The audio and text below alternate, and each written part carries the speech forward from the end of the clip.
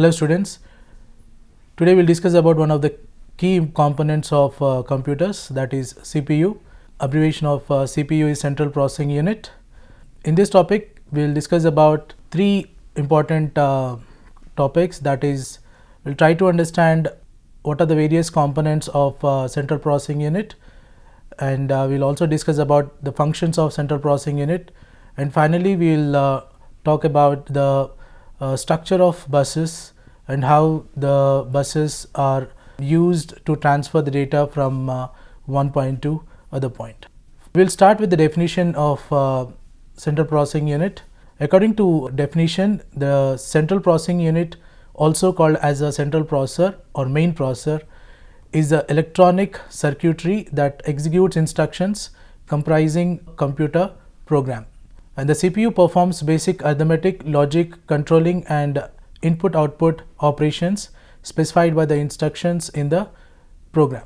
So basically it is a processing device which processes the instructions given by the user. These instructions can be keyboard instructions or a mouse instruction, or it could be any type of instruction. So all the instructions that are passed to the processor is processed, and the result is being shared through the various components and finally to the user.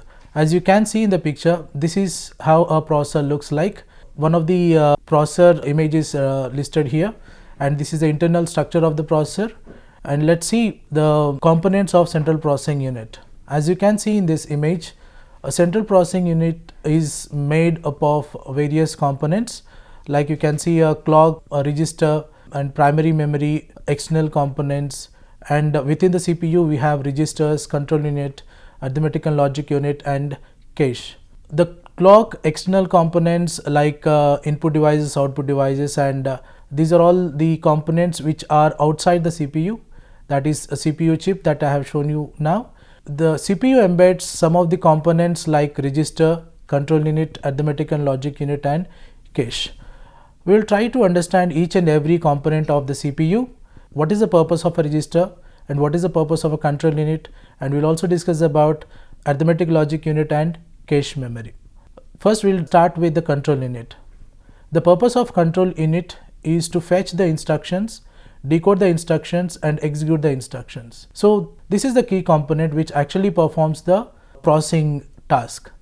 So there are different phases in processing a task. We call it as a machine cycle, and each and every phase, like fetching the instruction from the main memory, processing it, decoding it and finally executing the results, is completely taken care by the control unit.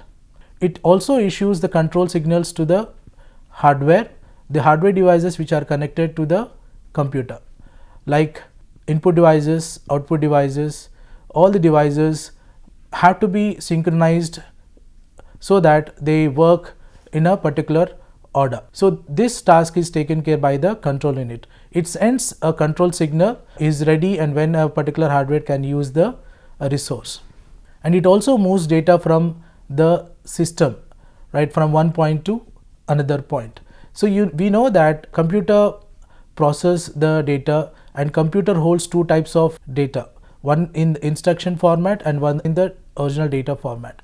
So both instructions and the data is moved from one component to the other component of a computer. The next component in CPU is arithmetic and logic unit, right? We also call it as ALU, and it has two main functions. It performs arithmetic and logical operations, or you can call it as additions, and the ALU is where the calculations are done and where additions are made. So we know that various arithmetic operations like addition, subtraction, multiplication, division, and also logical operations like AND operation, OR operation, negation, all these operations are done by the arithmetic logical unit, and it acts as a gateway between primary memory and secondary storage, and data transferred between them passes through the ALU. So basically in between a main memory and a secondary storage, or we can call it as gap between the RAM and the secondary memory, we can find the arithmetic and logic unit, where it acts as a gateway between these two. If you want to pass the data from main memory to secondary storage devices, it has to pass through arithmetic and logic unit. And you can see in this picture, the arithmetic logic unit is embedded within the CPU. And third component of central processing unit is registers. A register is a small amounts of high-speed memory contained within the CPU. They are used by the processor to store small amounts of data that are needed during processing. In computers, memory has different variations or different types, starting with hard disk, RAM, registers, cache. Registers are special type of memory devices which are very fast when you compare with hard disk and RAM, but coming to the capacity, they have less capacity than RAM and hard disk. Because of the speed, these registers are used by the CPU to store the instructions, like the next instruction to be processed or the next instruction to be decoded, or the results of the calculations. Whatever the immediate calculations are there are stored in this registers. Depending on the work that is carried out, registers are categorized into different types. Like you can see in this slide, there are different processors have different number of registers for different purposes, but most of the processors have these registers. So in every processor we can find these registers like program counter, memory address register, memory data register, and accumulator, and also the instruction register. So each and every register mentioned in this slide have a unique purpose. Like program counter holds the address of the next instruction that is to be processed, and memory address register holds the address of the next data or a next address of the memory like RAM, and memory data register holds the address of the data which is to be fetched from the RAM, and instruction register holds the address of the instruction that is to be fetched. And finally, accumulator stores the results of certain operations. So like this, each and every register have a unique purpose and they are embedded within the CPU, central processing unit. Now the other type of memory is cache memory. You can also call it as cache memory. It is also a small amount of high speed memory, random access memory. It is similar to the main memory, which is also called as RAM. But the difference between cache memory and RAM is that cache has small amount of memory when you compare with RAM. But in terms of speed, cache is more high speed than the RAM. So because of this property, cache is very near to the CPU, and CPU uses the cache memory to store the very frequently used data. Suppose if the CPU is working on one particular data repeatedly, so normally what CPU does is that it, for every instruction or for every data, it goes to RAM and fetches the data from RAM or instruction from RAM and process it. But if it is performing this operation frequently, CPU stores that data inside a cache memory, because cache is very fast and cache is embedded within the CPU. So the time taken to travel from CPU to RAM is reduced, so the processing happens very quickly. So you can call cache as a mini RAM but with high speed and low capacity. You can see in this definition, it is used to temporarily hold data and instructions that the processor is likely to reuse. So whichever data that CPU thinks to reuse frequently, that data is stored inside a cache memory. So example, normally when you go to market, we purchase goods or products which are sufficient for whole week or whole month, and we keep all the products or goods in a refrigerator or something like that. You never go to purchase the products every day to the market and you purchase it, right? So similarly, CPU also stores the data which is frequently used in a particular storage device, and that storage device is called as a cache memory. So the next component in CPU is buses.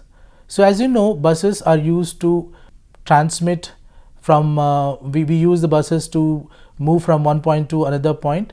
In computers also, we have a component called as bus, which enables the data to travel from one point to another point. So data is transmitted from one point to another point, and these buses enable that data to go through it and the data to share the data between or among the various components of CPU. A bus is a high-speed internal connection. Buses are used to send control signals and data between the processor and the other components. We have to understand one point here. In computers, as I told you, data is in the form of two types. One is the actual data which we are working on, and also the instructions. And another type of, we can call it as a data which is transmitted between the components, is signals. Actually, signals is not data, but it's a kind of warnings or kind of error messages that are sent to the various components. So in order to pass these data or control signals, buses have three different types. One is address bus, data bus, and control bus. So depending on what the user wants to send, that particular bus is activated. Now the address bus carries memory addresses from the processor to the other components, such as primary memory and input output devices, whereas data bus carries the actual data between the processor and the other components, and control bus carries the control signals from the processor to the other components. The control bus also carries the clock pulses. Clock pulses are the pulses which are used to maintain the synchronization among the components. In order for a computer to work properly, all the components in the computer must be synchronized, and that is taken care by the clock pulses. And these clock pulses can be passed through the control bus. As you can see, for each and every type of data, we have a specific buses, right, like address bus, data bus, and control bus. So let's try to understand more about a clock. A CPU contains a clock which is used to coordinate all of the computer's components. The clock sends out a regular electrical pulse which synchronizes all the components. As I told you, all the components, in order to be in a particular sync, we need a mechanism, and that mechanism is clock mechanism. A clock sends regular electrical pulses to all the devices, just sending some warning messages or making aware about the other components which are connected. If the components of the computers are not synchronized, then computer will not give you the expected or desired outputs. So the use of clock is very important in the CPU, and the frequency of pulses is known as the clock speed, and clock speed is measured in hertz. The higher the frequency, the more instructions can be performed in any given moment of time. Like when you go to purchase a laptop or a computer, so you gave the configuration of the computer, like what is the capacity of the hard disk, what is the capacity of RAM, and what is the speed of the processor, right? So in order to measure the speed of the processor, we use the units called as hertz, whether it is 1.2 gigahertz or 2.5 gigahertz, something like that. So each and every processor has a different speed. So that is nothing but a clock speed. So the more the clock speed, the more instructions are executed. Now, so that is about the components of the CPU. Now we'll move on to the functions of CPU. What are the various functions that are performed by the CPU? I have listed some of the functions performed by the CPU here. The first function is controlling all other parts of the machine and sending time signals. So the primary task of a CPU is to control all the components. It could be an input device, or it could be an output device, it could be a processing device. Every device has to be in sync and is managed by the CPU and by sending the time signal. And the second function is transferring data between memory and IO devices. We know this simple process that we give instruction to the computer using input devices, and the processing devices process that instruction, and that result is sent to the output devices. Now CPU enables this transfer of data from the input devices to the processing devices, and from the processing devices to the output devices. So this is the another task or the functionality of CPU. The third functionality of CPU or function of CPU is fetching data and instructions from the memory. So in order to understand this concept, we have to understand the cycle of how a process is executed. Once the user gives instruction to the computer using input device like keyboard or mouse, so those instructions have to be fetched and processed. So these instructions are saved in RAM, that is main memory. So CPU fetches these instructions from the RAM and it processes it. So that is the another function of CPU. And after processing them, the result is again stored inside the RAM, and from RAM it is sent to various output devices. Another task or another functionality of the CPU is decoding the instruction. Like I said in the control unit, that it decodes the instruction which is fetched by the control unit, right? So decoding instruction is nothing but trying to understand the type of instruction and the type of operation that has to be performed. So this is done by the CPU. And the other function is performing arithmetical and logical operations. Like I said, in ALU, it performs the arithmetical and logical operations. If you go further into this concept, it performs all the arithmetic operations like addition, subtraction, multiplication, division, modulus operations, and all the kinds of arithmetic operation as well as logical operations. And the result is again stored inside the main memory or the concerned registers. And final functionality of CPU is that performing communication among the I/O devices. The I/O devices, also called as input-output devices, have to be in continuous coordination, or they have to be connected, and this coordination and this connection is taken care by the CPU. So CPU checks whether input device is connected to the system or not, whether output device is properly connected to the system or not. So in coordination with the operating system software and the CPU, it enables the communication between the input devices and the output devices. So those are the functionalities of CPU. Now we'll move to the topic called system bus. So I have explained about the system bus previously in the slide. Now I'll go a little bit deeper into this concept, where a system bus in computer architecture is a bus or a subsystem that transfers data between components inside a computer or between the computers. So there are two types of cables in a computer. One type of cable is used to transfer the electricity and the other one is to transfer the data. Now the system bus transfers the data from one point to another point. A bus that connects major components of computer system is called as a system bus. Major components like processor, main memory, and input-output devices. A system bus contains about 50 to 100 separate lines. Each line has been assigned a specific task.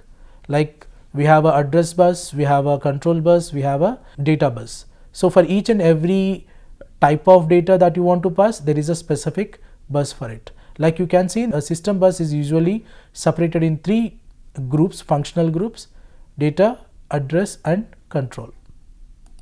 Now this diagram explains how our system bus is connected to the various primary components of a computer.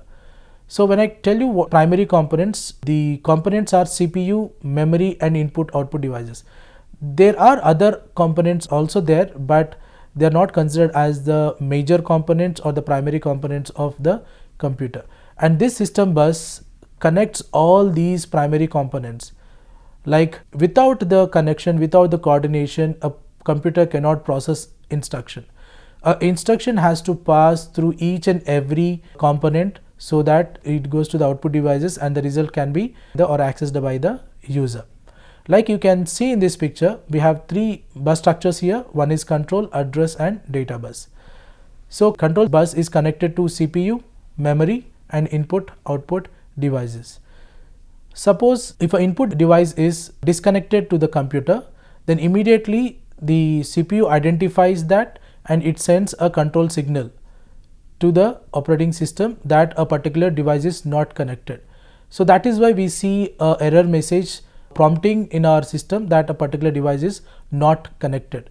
Suppose if you try to connect printer to it, but if you forgot to connect the cable to the CPU or the cabinet, when you try to give print operation, then immediately the CPU and the operating system will send you a message. The device that you are looking, the device is not connected to the computer.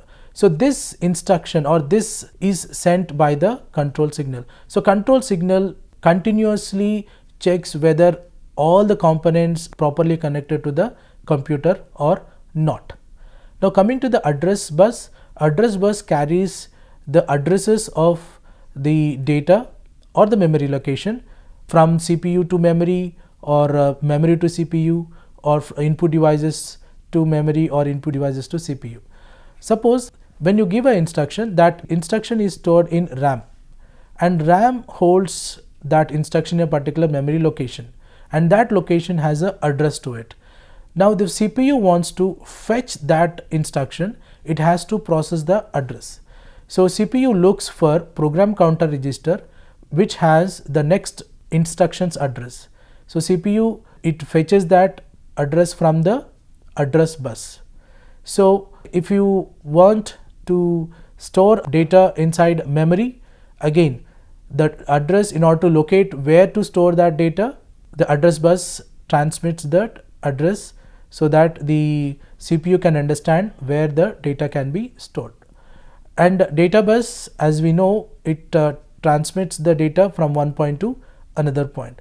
So this passing of signals or transferring of addresses or transfer of data happens continuously until you use the computer.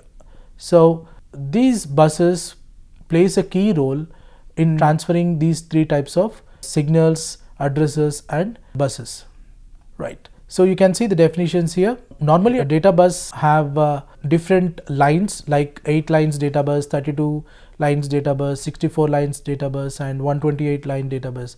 So as the lines of data bus increases, the capacity to carry data increases. So if you buy a low configured system, you cannot perform some complex operations, or you cannot transfer huge amount of data file in that, because maybe it has 8-bit lines or 32-bit lines, so which are not enough to pass the data, or 16-bit. Okay, now in today's market we can see the computers with 32-bit configuration, 62-bit configuration and 128-bit configuration. So as I said, as the number of lines increases, the throughput increases. That means the more data can be transmitted from one point to another point. So the number of lines referred to as width of the database. So as you know, as the width of the data bus increases, more data can be passed, right? So coming to the address bus, it is a collection of wires used to identify a particular location in memory by the CPU. So address bus is used to identify the address of source and destination. The bus width determines the maximum capacity of the processor. For example, 8080 processor have 16-bit address bus giving 64K address space. If you want a processor to work more efficiently, we need a higher bit address like 32-bit, 64-bit and 128-bit. So we call it as a configuration of this processor. It is measured with heads, gigahertz. And coming to control bus, it regulates the activity on the bus, it holds the timing information, it carries signals that report the status of various devices. Like I said, the CPU continuously monitors the components which are connected to the computer. So it carries the signals and checks whether a particular component is connected or not. So these signals are transmitted through the control bus. So this is the explanation about CPU, where you have seen various components of CPU and the functionality of CPU, and also the how system bus works. Thank you.